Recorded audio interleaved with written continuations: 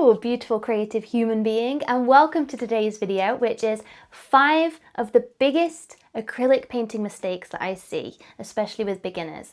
And make sure to stick around to the end for information on a free painting class you're going to love. But first of all, let's get into mistake number 1. Now, this is using very cheap paint.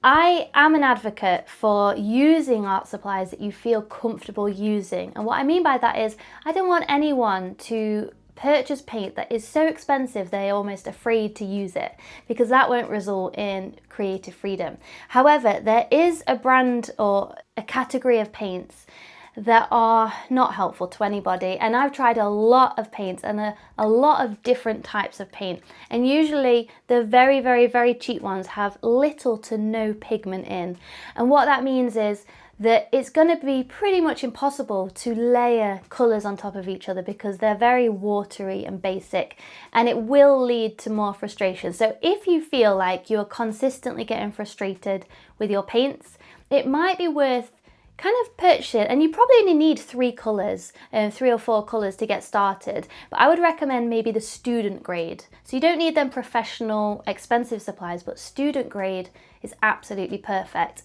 especially when you're learning. And even now, I use the student grade ones a lot, and they are really good. Now, mistake number 2 is using too much water, or even sometimes using too little. Now, this is something that comes along with experience, so the more you use your acrylics, the more you'll realise how much water to use. And it does differ with each paint brand as well. But very often I see either way too much water to the point where it's almost being used like watercolour, which actually breaks down the consistency and the binders in the acrylic paint, which means that it's not going to go on very well. It's also not going to stay on very well. It's not watercolour, it's acrylic. So we just need to dampen our brush and maybe a little bit of water to help it go across the palette, across the painting, sorry. But we don't really want to be doing it so it's dripping. That's probably going to be using too much.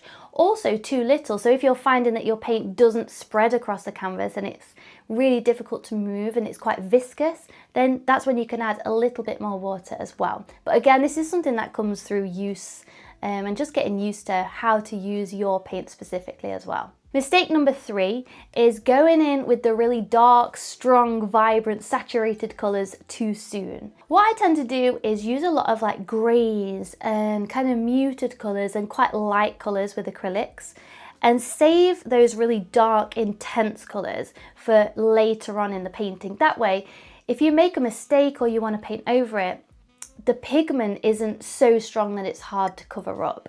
And when we use maybe really dark, rich blues or purples, they're so strong and dark that it's hard to kind of then like paint over it if needed. So that's why I recommend starting with maybe a medium to light tone first, and then going ahead and adding some of those darker low lights further along in the painting. Mistake number 4 that I see is focusing on the details way too soon. And I know those details are the bits that we're really excited to get to, because that's what makes our painting look more realistic. But without those foundational elements in a painting, it's going to be a waste, because so many times I used to focus so heavily on the details when the rest of the painting, it wasn't ready for that.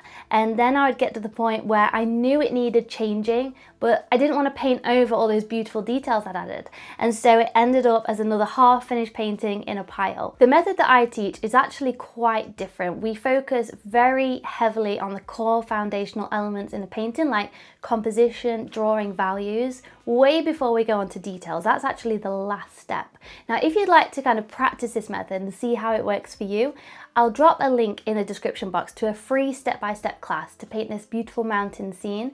And really, I break down this exact method there so you can see kind of how it feels. And so many people go through using this method and find it a lot easier. And also, it makes sure that your details really shine in the beautiful way that they should. Mistake number 5 that I see a lot is kind of this idea of pre-mixing colours. Now, I think pre-mixing colours can be helpful sometimes, but generally when we see a painting, it hasn't just got 5 colours in it. There's so many variations.